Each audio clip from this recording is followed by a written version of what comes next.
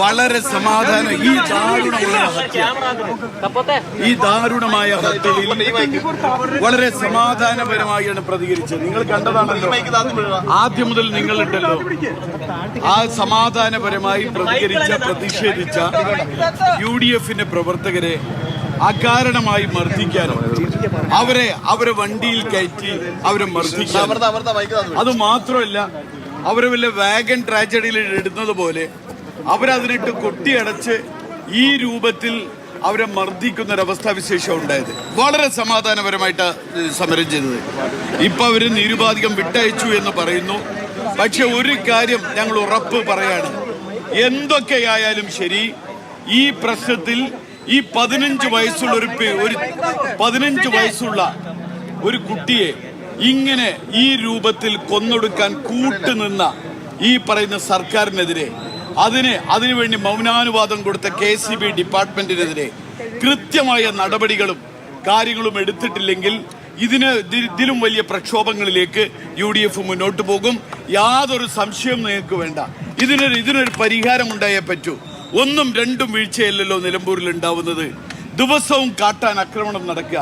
2 പേരെ ഈ 3 മാസം മുൻപാണ് 2 പേരെ, ഒരാഴ്ചക്കുള്ളിൽ 2 പേരെ കൊന്നൊടുക്കിയത്. ദിവസവും പുലി വരുന്നു, കടുവ വരുന്നു. ഇവിടെ ജനങ്ങൾക്ക് പകൽ പോലും പുറത്തിറങ്ങാൻ കഴിയാത്ത അവസ്ഥാവിശേഷം.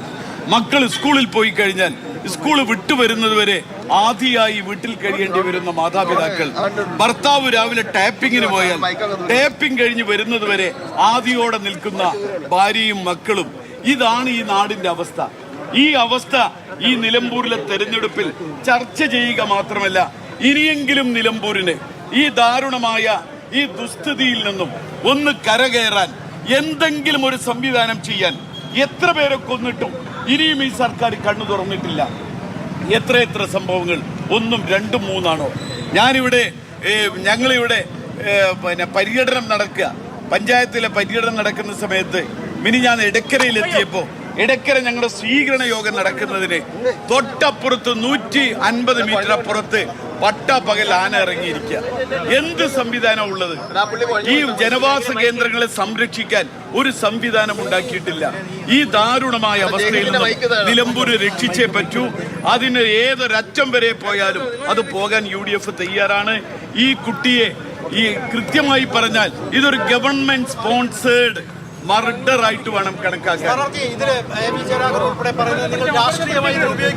അല്ല, രാഷ്ട്രീയമായിട്ട് ഉപയോഗിക്കലല്ലോ, ഇതിന് യാഥാർത്ഥ്യം അതല്ലേ. ഇതിനൊരു പരിഹാരം ഉണ്ടാവണ്ടേ? 1ഉം 2ഉം 3ഉമാണോ?